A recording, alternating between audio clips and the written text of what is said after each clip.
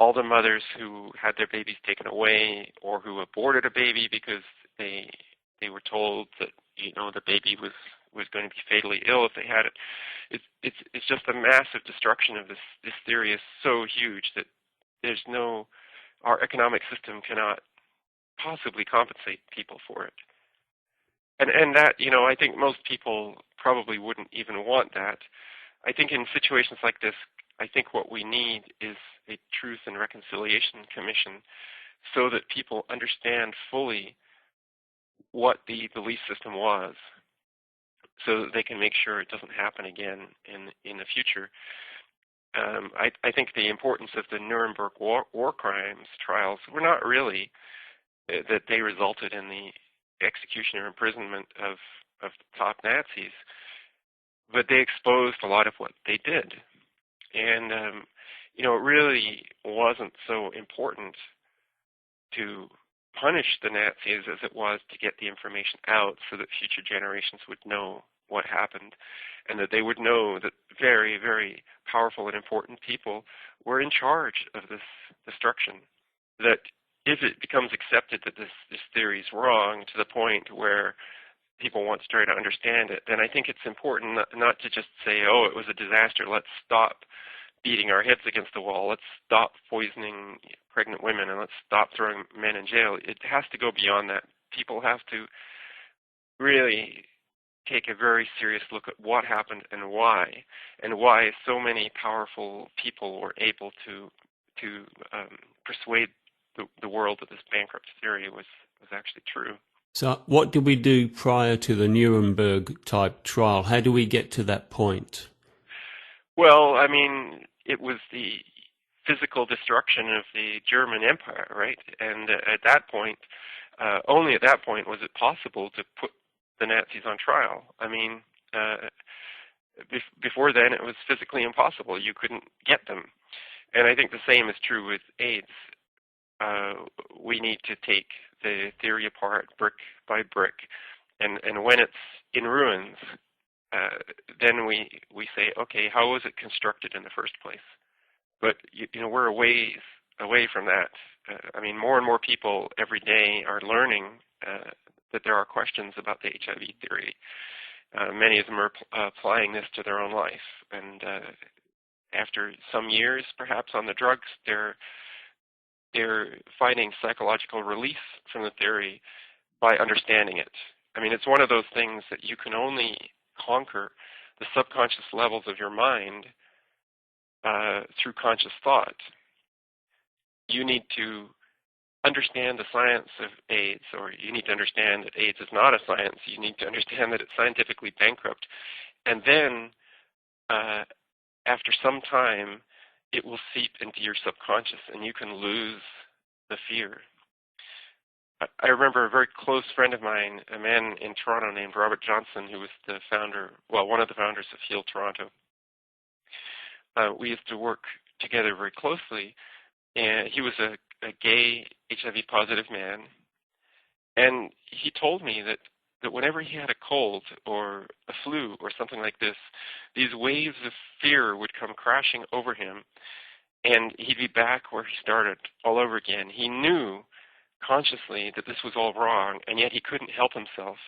Even after a considerable amount of research, he couldn't totally control his subconscious that would come back and say, oh, you've got the sniffles, that's just a prelude to you dying, and it's going to get worse and worse and worse, and you're going to die. That's quite a normal reaction, I think, for someone in that situation to have that fear. I don't think a good goal is to totally eradicate that fear, because it's always going to be there. It's a fear of death. Yeah. I guess there's an adaptive response, and they handle it to a degree. But yeah, like you say, it's always there.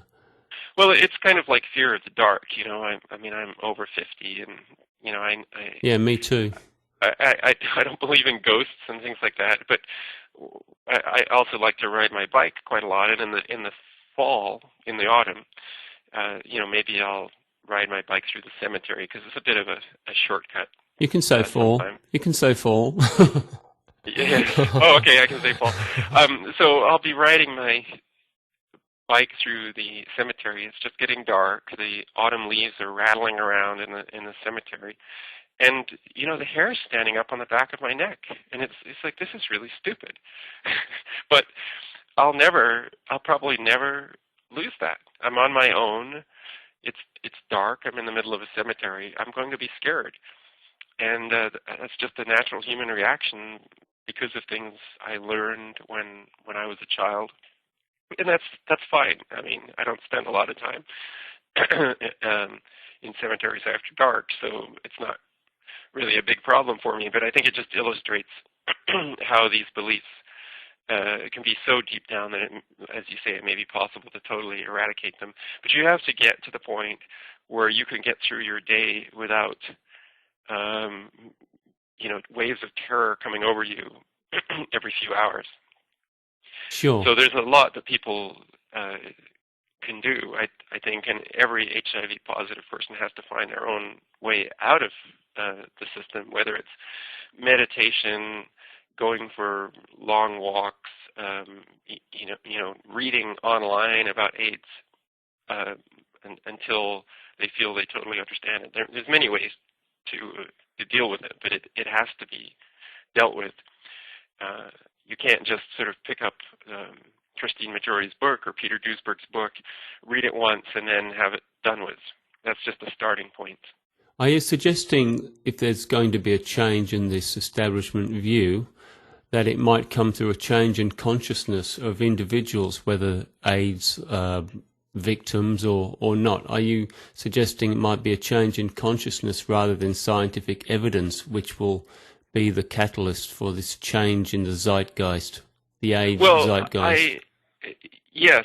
I think at several levels. Like, one of the things I already see happening is that in the general population, the visceral fear of AIDS has receded. So people give money to AIDS charities just like they give money to starving people in Africa or for the war on cancer. It's just something you feel you should do. Throw a bit of money in the pot. But it's not like it was in the 80s and 90s, where there was this real fear that gripped people that they were going to be seeing people dropping dead in the streets. It's something completely foreign to them. I remember that time. Yeah. And so I think that's changed. So psychologically, people still believe deep down in AIDS, but the fear has receded to a less accessible level. And I think that's important because there's really less support for AIDS. And now you see people saying, gee, maybe we're spending too much money on AIDS. In Canada, last year, a country of 30 million people, there were less than 100 deaths from AIDS.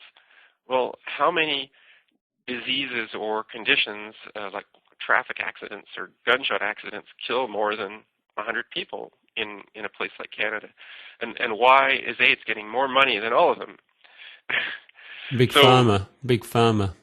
Yes, so people are starting to question that, but I also think that it's the HIV positive people play a huge role in this, because each one of them that says, I'm not going to take the drugs, is a point of resistance for the medical authorities, and is also a loss for the pharmaceutical companies, and that loss can multiply, because one person who understands can have an impact on many others. And my theory for quite some time is that when this rotten building is destroyed, it's going to be destroyed from the bottom up. Some people say, well, all we need is a good debate between Duesberg and Gallo, for example. Well, first of all, they'd never let it happen. And even if they did, they would have ways to manage it. The debate would never get on television.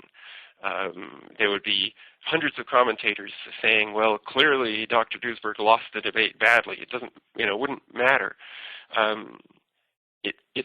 It's the average person who stops giving money to an AIDS charity and who, in fact, says when somebody shows up on the door, this is a corrupt system, and that you're poisoning people through what you're doing, and that you should stop raising money for these charities.